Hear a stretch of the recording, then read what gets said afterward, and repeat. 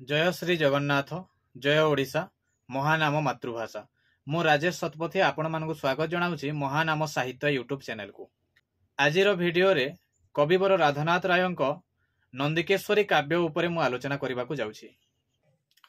नंदिकेश्वरी काव्य दुई भाग रे विभक्त। प्रथमे देखिबा किभली आहरण करा जायछि।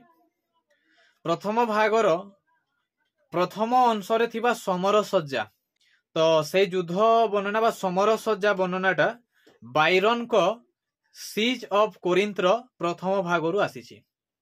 बायरन को दि सीज ऑफ कोरिंथ बोली गोटे ग्रंथ अछि। सेही ग्रंथर प्रथम भाग सहित किछि समानता रहिछि राधानाथଙ୍କ समर सज्जा वर्णना। तापरे प्रथम भागर शेष अंश जेउठारे चोरगंग देव आराधना करिसंती आ गंगा कोठारु बर लाभ करिसंती। तो एई प्रसंग केउठारु आसीछि विलियम मॉरिस को आटलांटा रेस रे थिबा हिपोमिनस कर भेनस कोठारे पूजा और बर प्रार्थना। माने विलियम मॉरिस को आटलांटा रेस रे के हिपोमिनस भेनस कोठारे पूजा करिसंती आ बर प्रार्थना करिसंती। तो सही भावरे चोरगंग देव गंगा कोठारे पूजा करिकि बर लाभ करिसंती। तापरे नंदिकेश्वरी काव्यर द्वितीय भाग जोटा कि मुख्य विषय वस्तु माने प्रथम भाग रे युद्ध वर्णना अछि आ ओडिसा रो विभिन्न भौगोलिक स्थान रो अति चमत्कार वर्णना रहिछि। जो माने पढ़ी नांती सेटा पढंतु। आ द्वितीय भाग रे ओभिड को मेटामॉर्फोसिस ग्रंथ रो अष्टम कविता दि किंग मिनस एंड सिला सही कहानी रो एहार द्वितीय भाग बा मुख्य प्रसंगटा एथिरु आसीछि। आउ एई सब पाश्चात्य कहानी बा पाश्चात्य कथा वस्तु व्यतीत स्टर्लिंग साहेब को ओडिशा इतिहास रु भी केते तथ्य राधानाथ ग्रहण करिसंती। किछि किछि किंबदंती रु भी से आनिसंती। इतिहास किंबदंती आउ पाश्चात्य कथा वस्तु को मिसई की नंदिकेश्वरी काव्य से लिखिसंती। तो जो युद्धटा हेछि युद्ध चोरगंग देव आउ सुवर्ण केशरी भितर हेछि। सेते बेले उत्कलर राजा थिले सुवर्ण केशरी।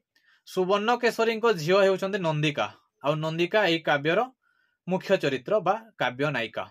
नंदिकेश्वरी काव्यर प्राथमिक पर्याय रे कवि खूब सुंदर भाव रे ओडिशार प्राकृतिक सौंदर्य ऐश्वर्य विभिन्न अंचलर भौगोलिक वर्णना अति चमत्कार भाव रे से करिसंती।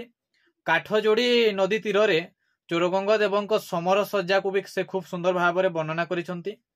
आउ सेते बेले उत्कलर राजा थांती सुवर्ण केशरी बिड़ानासी गड़े गड़चंडी ठारू जैत्रमणि प्राप्त होई सैन्य सामंतों सहित युद्ध पई प्रस्तुत होई रहितिले। तो गड़चंडी ठारू से जैत्रमणि पाइथिले। जो जैत्रमणि तांको पाखरे थिबा जाय से केबे भी युद्ध रे पराजित हेबे नाही।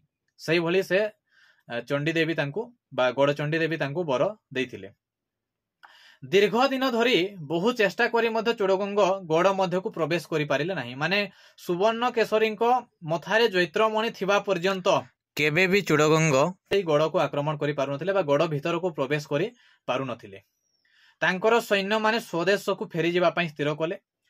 चोरगंग किंतु सैन्य मानकु उद्बोधन देले जे से उत्कलरु शक्ति उपासना विलोप करी वैष्णव धर्मर प्रसार पई संकल्प करिसंती। से कोन पई उत्कल आक्रमण करिसंती? उत्कल रे सेते बेले शक्ति उपासना चलीथिला। तो शक्ति उपासना को विलोप करिकि वैष्णव धर्मर प्रचार करिबा पई से संकल्प करिसंती। एही समय रे सुवर्ण केशरी सेनापति वासुदेव विद्रोही होई चोरगंग शिविर रे आश्रय नै थांती। एटा गोटे ऐतिहासिक घटना। माने सतरे सुवर्ण केशरी जे सेनापति थिले से विद्रोही साजी थिले, बाकी ताकू टिके काव्यिक रूप देइछंती। संपूर्ण रूपे ऐतिहासिक भाव में वर्णित होई नांती। तो से वासुदेव से रहिछंती केउठारे चोरगंग शिविर रे। से यहा पूर्वरु सुवर्ण केशरी को प्रस्ताव देइथिले जे राजकन्या नंदिका को चोरगंग को समर्पण करी उत्कल सिंहासन चोरगंग को प्रदान कर देबा पई वासुदेव एई प्रस्ताव देइथिले। किंतु सेथिरे सुवर्ण केशरी राजी होई नथिले। जेते बेले चोरगंग सैन्य सामंत मानक सहित स्वदेश को प्रत्यावर्षण करि जिबार समय आसिला आउ सेही संवादटा नंदिका पाइले। चोरगंग देव जेते बेले तांको सैन्य सामंत फेरई नेबा पई प्रस्तुत होउतले सही संवादटा पाइले किए नंदिका आ नंदिका कौन होइछि तांकर दूररु से चोड़गंग देव को युद्ध करुवा समय देखी आउ तांको वीरत्व एवं तांको रूप देखिकी से आकर्षित होइछंती तांको प्रेम रे पड़ी जाइछंती। तो जेते बेले से संवाद पाइछंती जे चोड़गंग देव चली जिवे युद्ध न करिकी तो सेते बेले से कोन कोले पितांको जैत्रमणि को कौशल क्रमे से अपहरण करिनेले सोईथिबा समय घरे समस्ते सोईथिबा समय तांको पितांको जैत्रमणि जहाँकि गड़चंडी ठारू से पाइथिले सेई जैत्रमणि को से कोन करिसंती अपहरण करिनेछंती आउ सुड़ंग पथ देकी प्रवेश होइछंती केउठारे चोड़गंग देवंक शिविर रे। प्रथमे हुए तो चोड़गंग देव तांकर रूप सौंदर्य देखिकी विमुग्ध होइछंती किंतु जेतेबेले समस्त प्रसंग जानिछंती चोड़गंग देव नंदिका को ग्रहण करि नाहंती से उल्टा ताकू निंदा करिछंती कोन बोली देशद्रोहिणी जातिद्रोहिणी आउ पितृद्रोहिणी बोली ताकू से भर्सना करिछंती माने जे निज देशद्रोह काम करिछि जातिद्रोही काम करिछि आउ पितृद्रोही काम करिछि से केबे भी मो द्वारा ग्रहणीय नुहे बोली चोड़गंग देव कहिछंती आउ तार प्रस्ताव रे से राजी हेई नाहंती। आउ प्रातः काल माने एते सब घटना भितरे सकाळ आसी जाइछि आउ सकाळ हेबारु से ससम माने गोटे सवारी करिकी नंदिका को पठेई देइछंती ता घर को। तो कोन हेइछि आसीबा परे चहल पड़ी जाइछि कहार सवारी आसिला तापरे देखिछंती जेतेबेले तार सहचरी माने नंदिकार देह पूरा शीतल हो जाइछि आउ से बेहोश हेकी पड़िछि।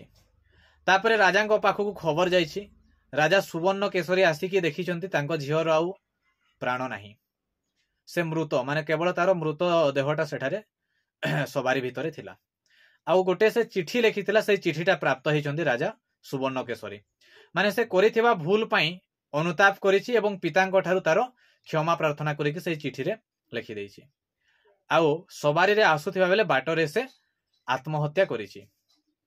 जेउ जैत्रमणि नेकी जाइथिला सेई जैत्रमणि सेटा विषाक्त पदार्थ ता द्वारा ही से आत्महत्या करिछि आसीबा समय रे। तापरे सुवर्ण केशरी तांको झियर करुण मृत्यु को देखि गभीर भाव रे दुखित होइछंती आउ महानदी पठारे कन्यार शव संस्कार कराई सेठारे एक समाधि मंदिर निर्माण करैछंती। पठार नाम हेछि नंदिकेश्वरी पठा। एई घटना परे राजा सुवर्ण केशरी मनरे वैराग्य भाव जात होइछि आउ से तांको राज्य आउ से जैत्रमणि दुईटा जाक चोड़गंग देव को दान कर देइछंती आउ राज्य छाड़िकी वैराग्य ग्रहण करिकी से चली जाइछंती। बांकी निकटस्थ सुवर्णपुर ठारे से तांको परवर्ती जीवनटा कटाइछंती जाइकी।